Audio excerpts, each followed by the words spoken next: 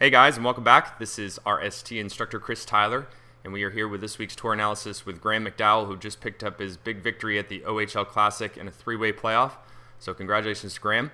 This week we are going to be focusing in what a body release is and how it could ultimately affect your club head speed and also potentially put your back in a position to where you could be setting yourself up for injury. So if you've been battling some back pain or even possibly leaking some club head speed, you want to pay close attention to today's review. Let's go ahead and get started.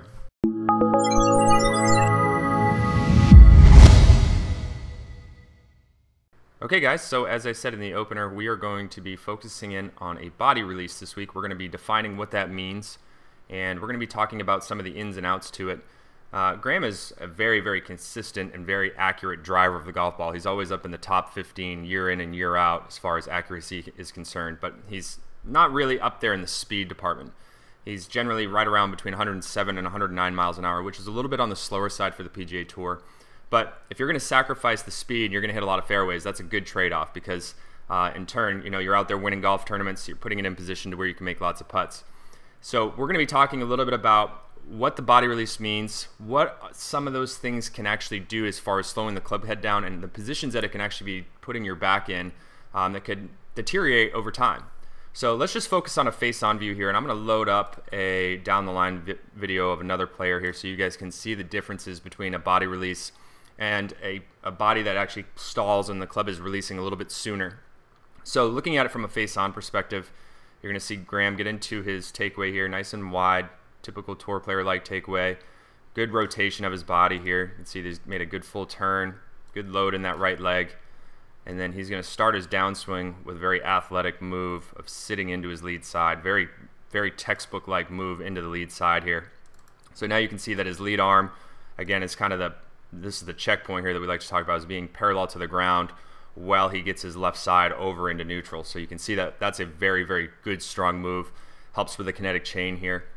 And as he starts to work down further into the hitting area, you're going to see that he does have an extreme amount of lag. Okay, this is where typically he's noted for having the club face a little bit on the shut side, and that's the reason why he's going to delay the release and rotate his body a little bit harder. But you can notice at this particular junction of the golf swing, he's created a ton of tilt to his shoulders, which in turn can start to compress the lower part of your vertebrae. Now, there's a reason why he tilts, and tilting your spine is actually going to help shallow the plane. Okay, so if you were to go to the top of your swing and pause and then just lean back, you would notice that the shaft plane starts to flatten out quite a bit. Now, when you're rotating very hard, now that can cause things to move out away from you. So you have a version of the club head starting to want to work out to in, and then you balance it back off with secondary axis tilt. So you can see how there's a cause and effect, and then there's a balance and an imbalance. So the move where he's rotating his body a little bit harder, he's going to also have to lean back to help keep things shallowed out, keep things moving down the target line. And let me show you that actually from a down the line perspective here so you get a good, clear understanding of what I'm talking about. Okay, so here's a plane line up from the hosel of the golf club through the base of the elbow. Okay, gets the club a little bit vertical here. Club stays outside his hands. Okay, moves it up into the vertical plane. Really good spot at the top. Typically what we would call dead-on plane here. And then in the downward move, he's going to start to rotate his entire body pretty hard. And then this is where he starts to lean his spine back. So you can see that the leaning back of the spine gets the club head on top of this plane line. If he didn't have that tilt to his spine, you would see that this club head would stay way above this plane line. Okay, so you can see here that he tilts and he's rotating pretty hard. Okay, and then down in the hitting area, this is where he starts to delay his release quite a bit. So let me show you a little bit more from a face-on perspective here. So you're going to see the shoulder plane continue to steepen here down into impact. So you can see that he's got quite a bit of tilt to the shoulders here. Where normally we do want some secondary axis tilt, but the amount of tilt right here is quite a bit, okay? And the reason being, like I said, is because he's known for being a little bit more of a body releaser. He's in turn keeping the club face, or he's delaying his release and relying on his body to help get the club face back to square so he doesn't have the club rotating at an excessive rate. So what I want to do now is I want to take a look at it versus another player here so you can see typically where the release happens for those players that have a little bit more club head speed. So let's go ahead and take a look at that now. Okay guys, so here we are. I've loaded up a video of Adam Scott here on the left-hand side of the screen.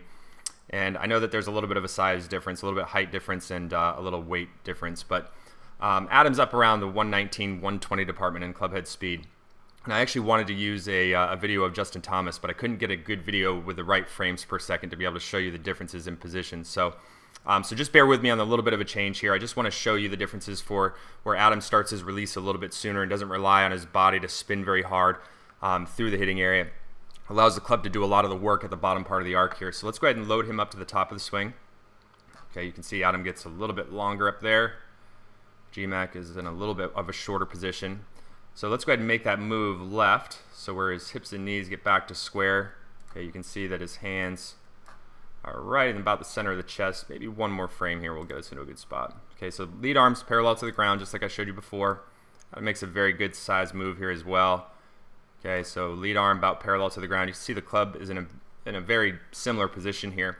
What you aren't going to probably be able to see as well from this particular angle is that GMAC has actually unwound his body, his upper body, quite a bit more. Okay, where Adam has got a little bit more rotation left to his shoulder line.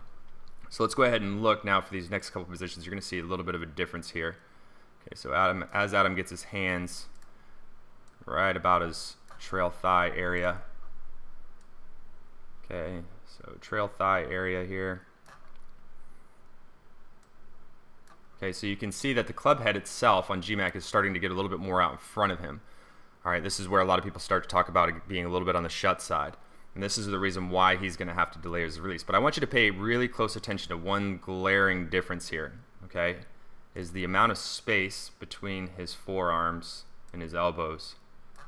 Okay, so you see where Adam's space is starting to close up here. Now let's watch Adam start to work down into the hitting area here. Okay, you see that space starting to close up. He's starting to fire and release this club, so he's going to be at max speed right here at the bottom of the arc. He's released that lever, that lag that we talked so much about. That's a huge source of power and clubhead speed in your golf swing, is being able to release that angle. And I showed you from a face-on perspective how much lag Graeme was pulling down into the hitting area. And because of that, it's not very easy to get rid of it in time. So you're going to rely on the body to rotate much harder. So now let's look at the difference here as GMAC gets down into impact. Let me get through a perfect kind of frames here. So you can still see at impact, he's got a much bigger difference between the forearms than Adam does. Okay, so now because he's delayed his release, he's going to rely on his body to rotate a little bit harder, and he's going to create a little bit more tilt. You can actually see a little bit more tilt to the spine here than where Adam's a little bit more upright. So now watch as GMAC starts to release it. Okay, you can see the forearm starting to come together almost in the particular position Adam's in.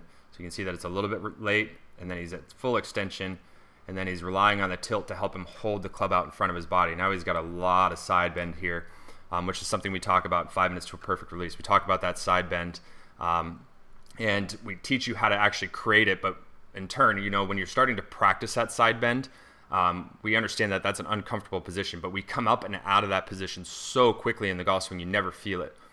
But, you know, obviously we want to do our best to eliminate any sort of potential harm to the body. So you're going to see a little bit of a difference here with Adam. Okay, you're going to see not as much side bend. Okay, with the club extending. See how there's not as much tilt to the shoulders. Okay, where GMACs have almost gone completely vertical. So Adams have got less tilt to them. So that's what you would typically see from a body releaser of the golf club. And in turn, because you haven't released the golf club, you haven't released that lever in the proper timing, now you're kind of relying on the idea that the club head's going to be more rotating at the same rate as your body through the hitting area, which is not necessarily as efficient. And that's what we talk about in a lot of the release videos on the website. So the point of this video is not to obviously bash GMAC. We just wanted to talk to you a little bit about the potential loss of club head speed by delaying your release and trying to get too much lag. I know that's one of those areas that a lot of people want to have all this lag, but it's not going to do you any good unless you know how to get rid of it. And so that's really the kind of point of today's review. It's one of those things that it can be a double-edged sword, and I want you guys to have a really good release, and I want you to be able to protect your body and play this game for years to come. So if you haven't seen 5 minutes to a perfect release, definitely check that out. If you haven't seen fixing your release, check that video out. There's also the left-hand release drills. All these videos are going to be over to the right-hand side of the video player on the website. You'll be able to watch those videos. It's a great way to start to refine your release, and also the impact series that we just put out that kind of compounds on some of the stuff that we talk about. and can also give you some good checkpoints for some of those faults that you may have been struggling with.